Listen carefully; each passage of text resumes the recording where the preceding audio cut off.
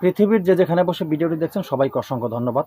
আজ একটি মহা উৎসবের দিন, মহা পবিত্র দিন। এই পবিত্র মহা উৎসবে কোন দিন আজকে?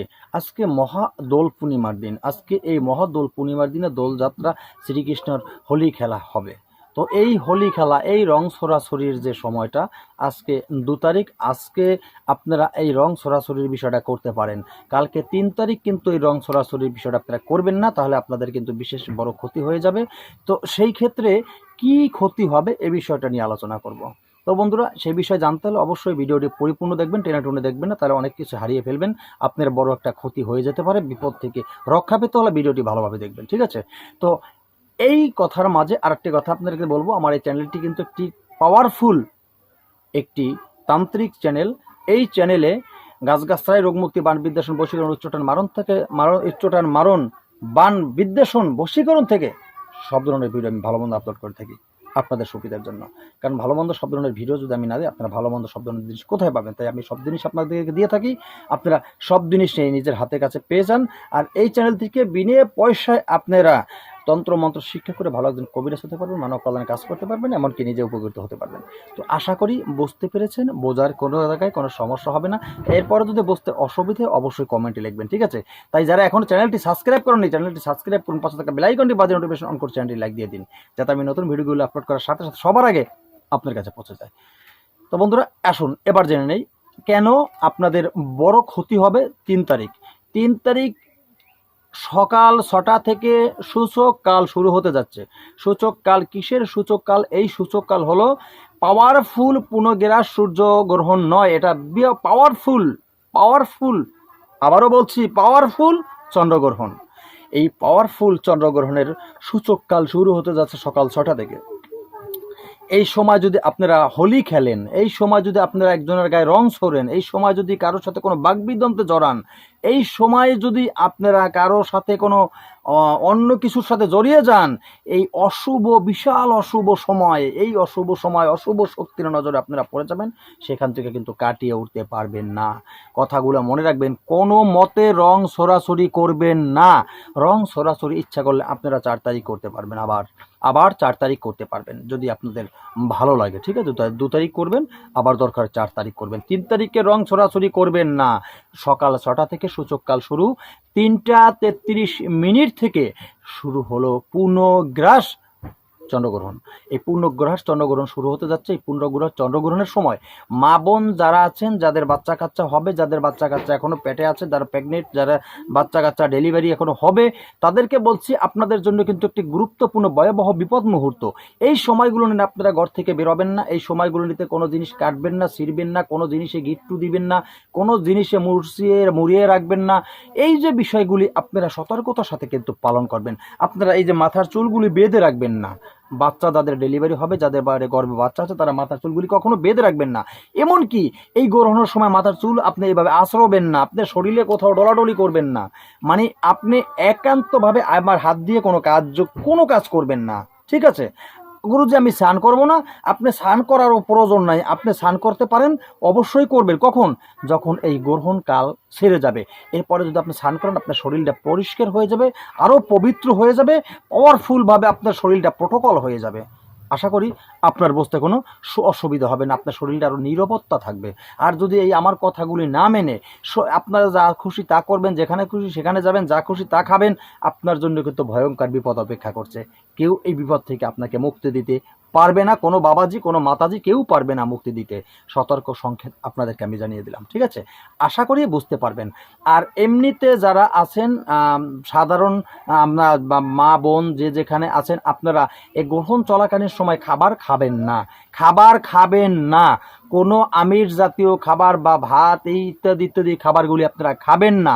বিকাল 3টা 33 মিনিট থেকে শুরু করে 6টা 47 মিনিট পর্যন্ত এই সময়টা থাকছে। এর ভিতরে কোনো খাবার দাবার আপনারা খাবেন না। বাসা বাড়িতে খাবার খেলে এই খাবারের কারণে দেখেন শরীরে বিষ, ব্যথা, বিভিন্ন ধরনের রোগ, বিভিন্ন ধরনের ব্যাধি আপনার শরীরে জন্ম হতে পারে। তখন কিন্তু কোনো ঔষধে এই সমস্ত রোগ ব্যাধি ভালো হয় না। তো সেই সমস্ত রোগ ব্যাধি, বালা মুসিবতের থেকে মানে এই বিভিন্ন ধরনের পাওয়ারফুল ধরনের যে ব্যাধিগুলো থাকে, শক্তিশালী ব্যাধিগুলো থাকে, তার চেয়ে মুক্তি পেতে হলে অবশ্যই নিয়মটি কিন্তু পালন করবেন। তো বন্ধুরা, আমি ভিডিও বড় করব না, সংক্ষিপ্ত আকারে শেষ করছি। আশা করি আপনাদের বুঝতে কোনো বাকি হয় না। দোল পূর্ণিমা এবং চন্দ্রগ্রহণ দুইটি একসাথে পড়ছে একযোগে। তো যেহেতু একযোগে পড়েছে, আমাদের দোল পূর্ণিমা 2 তারিখে শুরু হচ্ছে। 2 তারিখে রং সরবো, ছোড়াছড়ি করবো, রত হোলি খেলা খেলবো আমরা। 3 তারিখে কোনো হোলি খেলার দিকে আমরা যাব না।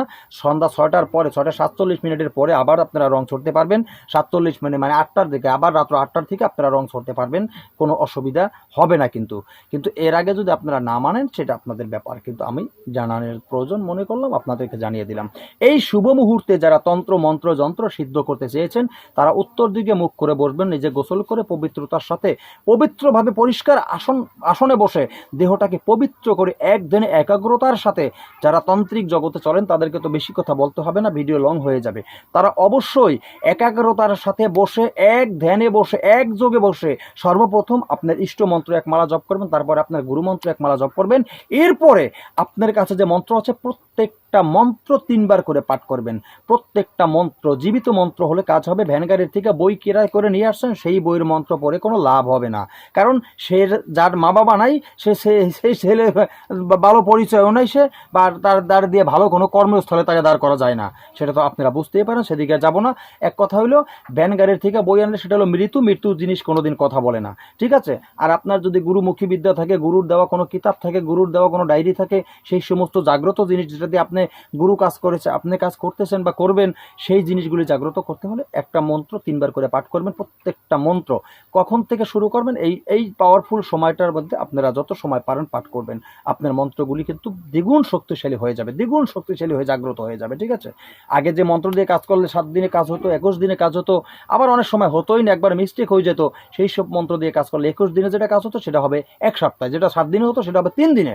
এইভাবে কাজগুলি কিন্তু দ্রুতভাবে হয়ে যাবে। এত শক্তি তার ভিতরে, পাওয়ার বিস্তার হয়ে যায় মন্ত্রের ভিতরে, ঠিক আছে? আশা করি আপনাদের বুঝতে কোনো অসুবিধা হবে না। আর একটা কথা হলো, যারা সাদা অপরাজিতার মূল যারা প্রশ্ন করেন, গুরুজি পাবো কোথায়, নীল অপরাজিতা হবে কিনা? নীল অপরাজিতা দিয়ে কখনো হয় না, সাদা অপরাজিতার প্রয়োজন।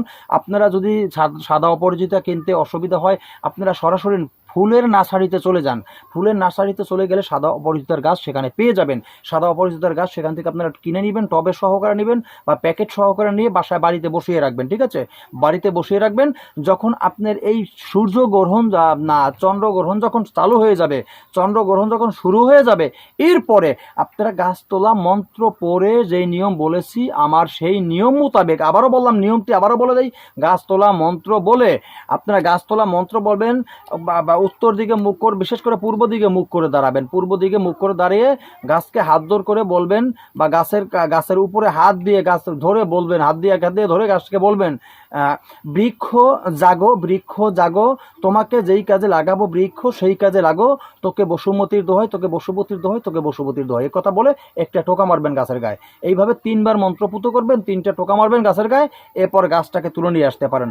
আবার আরেকটা মন্ত্র, সেটাও বলে দিই আপনাকে, বলতে পারেন যে সত্য যুগের গাছ, ঠিক আছে? সত্য যুগের গাছ, তোমাকে আমি নিতে এসেছি। তো এইভাবে যে মন্ত্রটা আছে, সত্য যুগের গাছ তোমাকে আমি নিতে এসেছি, তুমি জাগো, যেই কাজে লাগাবো বৃক্ষ তুমি সেই কাজেই লাগো, এভাবে যে মন্ত্রটি আছে, তো সেই মন্ত্রটি আপনারা পড়তে পারেন ইচ্ছা করলে। তো এই মন্ত্রটির চেয়ে ওই মন্ত্রটি কিন্তু শক্তিশালী বেশি। তো এখন আপনাদের যেটা ভালো লাগে সেটি মন্ত্র তুলে বলেই আপনারা গাছ তুলবেন।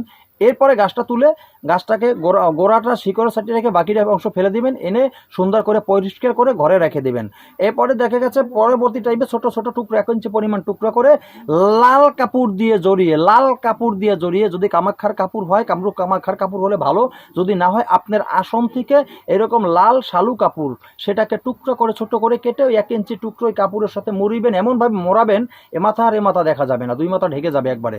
লাল সুতো দিয়ে বেঁধে সুন্দর করে রূপোর তাবল মাধ্যমে ভরে, পুরুষ হলে ডান হাতে বা গলায় ধারণ করবেন, মহিলা বাম হাতে অথবা গলায় ধারণ করবেন। আপনি যেখানে যাবেন সেই যে লোক আপনাকে দেখবে সেই কিন্তু আপনার প্রতি আকৃষ্ট হয়ে যাবে, সেই আপনাকে অন্যরকম ভালোবাসবে এবং বশীভূত হয়ে যাবে। এটার নাম হয় সর্ববশীকরণ, পাওয়ারফুল। এখানে কোনো তন্ত্র মন্ত্র কিচ্ছু লাগে না, করে দেখুন, অবশ্যই কিন্তু সফলতা অর্জন করতে পারবেন। তো বন্ধুরা, আজকে এখানেই শেষ করছি। নতুন ভিডিও নিয়ে আসার আগ পর্যন্ত সকলে ভালো থাকবেন। আল্লাহ হাফেজ।